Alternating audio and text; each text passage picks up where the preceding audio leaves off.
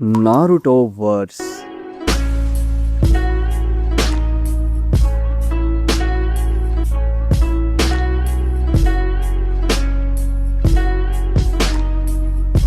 Yes, that has a nice ring to it. Well big three में होने की वजह से नारुतो वर्स की काफी ज्यादा इज्जत है और वो डिजर्व भी करता है। But I don't think so कि किसी भी नारुतो फैन को ये पता होगा कि नारुतो वर्स के अंदर टॉप 10 स्ट्रॉन्गेस्ट कैरेक्टर्स कौन से हैं। एंड आज मैंने उनकी powers, IQ and battle IQ के हिसाब से उनकी एक लिस्ट तैयार करी है। एंड हाँ, ये लिस्ट पूरी मेरे ओपिनियन पे बेस्ड है, तो कोई भी ऑफेंड मत होना। वेल वीडियो में आगे बढ़ने से पहले मैं तुम लोगों को एक बहुत इंपॉर्टेंट चीज बता देता हूँ। आने वाले कुछ टाइम के अंदर तुम लोगों को मेरे चैनल पर ऐसी चीज देखने को मिलेगी जो तुमने पूरी यूट्यूब हिस्ट्री में कभी कहीं नहीं देखी होगी। एंड उस चीज का नाम होगा एक्लिप्स। तो बस उसका वेट करो। तो चलो स्टार्ट करते हैं नंबर 10 के साथ। वेल मैं नंबर 10 पे रखना चाहता हूँ इताची उचिहा को। शायद काफी सारे लोग तो अभी से ऑफेंड हो जाएंगे, बट मेरी बात सुनो। आगे जो लिस्ट में कैरेक्टर्स है वो इताची से काफी ज्यादा पावरफुल और सुपीरियर है। इताची कभी भी नंबर 10 पे उसकी पावर या पोजीशन की वजह से नहीं आता, वो आता है उसकी आईक्यू, बैटल आईक्यू और उसके अडेप्टेबिलिटी की वजह से। इवन अकात्सुकी का जो लीडर था पेन, वो इताची से काफी ज्यादा सुपीरियर था पावर के मामले में। बट जब तक इताची जिंदा था तब तक उसने हिडन लीफ विलेज पर इन्वेड करने का सोचा भी नहीं था, बिकॉज वो जानता था कि इताची के होते हुए उनका प्लान कभी सक्सेसफुल नहीं हो सकता।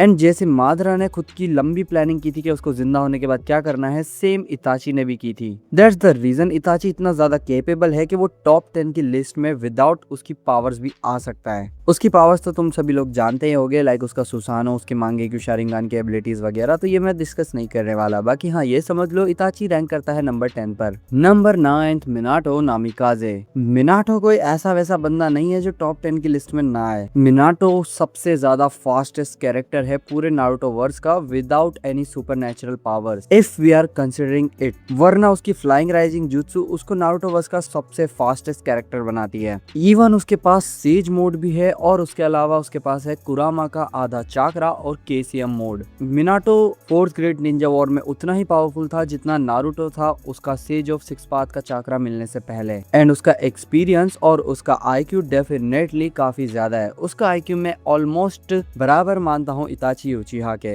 एंड उस बंदे से सिर्फ छोटे मोटे दुश्मन ही नहीं, पूरे के पूरे नेशंस डरते थे। That's why he is the yellow flash of the leaf. इसलिए मैंने मिनाटो को रखा है नंबर 9th पोजीशन पर। वेल बढ़ते हैं आगे, और नंबर 8 पे मैंने रखा है Hashirama Senju, the God of shinobi. देखो नारुतो के अंदर अगर स्ट्रॉन्गेस्ट कैरेक्टर्स की बात हो वो भी टॉप 10 में, और उसमें हाशिरामा अगर लिस्ट में नहीं है तो वो लिस्ट डेफिनेटली अधूरी है। हाशिरामा को नारुतो की स्टार्टिंग से एंड तक हमेशा स्ट्रॉन्गेस्ट शिनोबी ही पोर्ट्रे किया गया है, और वही बंदा था जिसने पूरे हिडन लेफ विलेज को स्टैब्लिश किया था। एंड एकलौता वही था जिसने मादरा को हर बार हराया था। बस 8th रैंक पे वो इसलिए आया क्योंकि इससे ऊपर जो कैरेक्टर्स हैं उनके पास नारुतो के एंडिंग आते आते काफी ज्यादा ही पावर्स आ गई थी। एंड हाशिरामा उनको विदाउट अ सुपरनैचुरल पावर बफ तो कभी नहीं हरा सकता। और हाशिरामा को टॉप 10 में रखने के लिए सिर्फ यही रीजन काफी है कि उसने मादरा को कई बार हराया है। बाकी तुम लोगों का क्या सोचना है, let me know in the comment section. Number 7 Kakashi Hatake. Well यहाँ पर सिर्फ ककाशी नहीं है, मैंने लिस्ट में ककाशी के साथ रखा है माइट गाई को।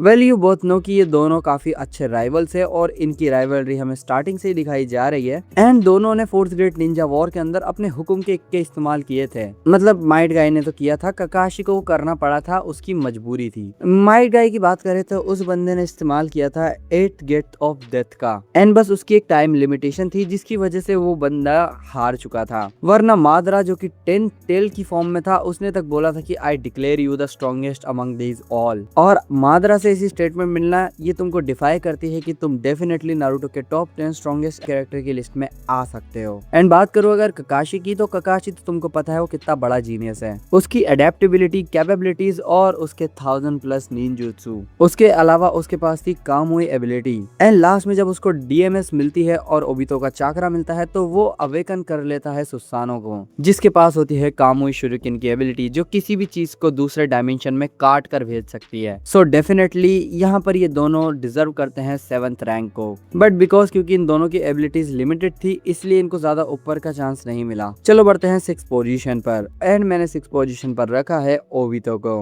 वेल ओबितो स्टार्टिंग से ही काफी ज्यादा पावरफुल था जब से हमें उसकी एमएस की एबिलिटी पता चली गई थी। उस बंदे के पास कामुई भी थी और साथ साथ रेनेगान भी। एंड जब वो 10 टेल का जिंचुरिकी बना था तब उसकी पावर्स एंड एबिलिटीज काफी ज्यादा बढ़ चुकी थी। इवन कोई नॉर्मल शिनोबी या नॉर्मल जुत्सु तो उसको टच भी नहीं कर सकता था सिवाय सेज जुत्सु के अलावा। एंड अगर कोई बंदा 10 टेल का जिंचुरिकी बन जाए तो डेफिनेटली वो टॉप 10 की लिस्ट में आएगा, चाहे वो कोई भी हो। एंड ओबितो की पावर्स तो हमने देख ही रखी है, उसने बिना 10 टेल जिंचुरिकी की फॉर्म में जाए क्या क्या कर रखा है। सो डेफिनेटली वो डिजर्व करता है नंबर 6 की पोजीशन को। वेल नंबर 5 पे आता है मादरा उचिहा, वो भी 10 टेल की फॉर्म के अंदर। वेल मादरा का तो नाम ही काफी है, मुझे उसकी पावर्स एंड एबिलिटीज को एक्सप्लेन करने की जरूरत भी नहीं है, बट फिर भी सुन लो। 10 टेल जिंजुरी की फॉर्म के अंदर उस बंदे ने लिटरली सबको हरा दिया था। एंड विदाउट 10 टेल जिंजुरी की फॉर्म के अंदर भी उस बंदे ने 5 कागेस तक को हराया है, 80,000 शिनोबीज को हराया है, उसके अलावा पूरे 8 टेल बीस तक को हराया है। नारुतो सासके मिलकर भी उसे ज्यादा अच्छा खासी टक्कर नहीं दे पा रहे थे,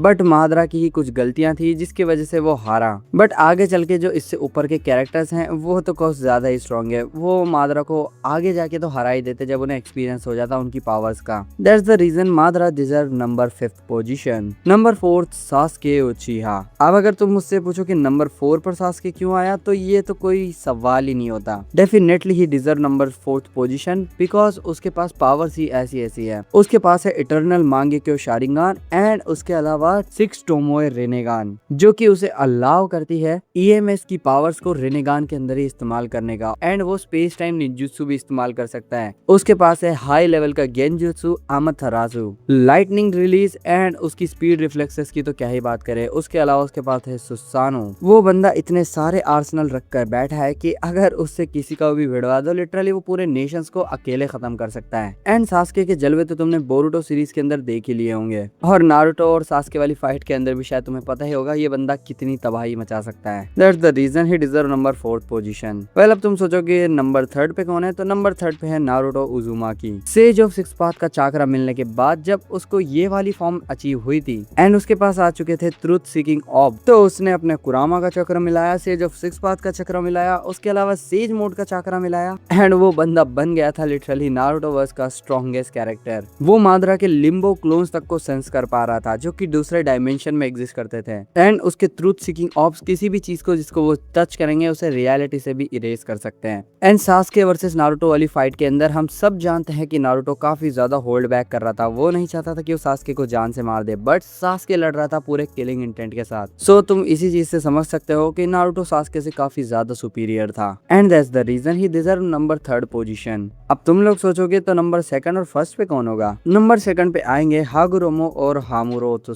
ये दोनों सबसे पहले डिसेंडेंट थे शिनोबी क्लैंस के, जिनके पास सुपरनैचुरल पावर्स एंड एबिलिटीज थी। जहां हागुरोमो के पास शारिंगान और रिनेगान थी, वहीं हमारे हामुरो के पास थी बियाकुगान या फिर मैं बोलूं टेंसेगान। और हागुरोमो के चाकरा की वजह से ही नारुतो और सास्के इतने ज्यादा पावरफुल बने थे। और एक और चीज मत भूलना, हागुरोमो ने ही 9 टेल बीस्ट तक को बनाया था। सो डेफिनेटली उनके हैक्स और एबिलिटीज उनको नंबर 2nd पर लेके आने के कैपेबल है। वेल अब तक तुम लोगों ने गेस कर ही लिया होगा कि नंबर 1st पे आएगा कौन। नंबर 1 पे आएगी कागुया ओतोत्सुकी। वेल तुमको पता होगा जब कागुया बैटलफील्ड के अंदर आई थी तो किसी में इतनी औकात नहीं थी जो उसको हाथ भी लगा सके। वो तो नारुतो ने थोड़ा छल कपट किया, इस वजह से वो कागुया को थोड़ा बैकवर्ड कर पाए, वरना कागुया चाहती तो अकेला पूरा नारुतो वर्स खत्म कर सकती थी। और उसकी एबिलिटीज वो किसी भी डायमेंशन के थ्रू जा सकती है, कहीं भी टेलीपोर्ट कर सकती है और किसी को भी बहुत गंदी तरह से मार सकती है। एंड हाँ एक और चीज, कागुया इमोर्टल है, उसे मारा भी नहीं जा सकता, तुम मैक्स टू मैक्स उसे सील कर सकते हो। एंड नारुतो के अंदर ऐसा ही हुआ था, सास्के, नारुतो,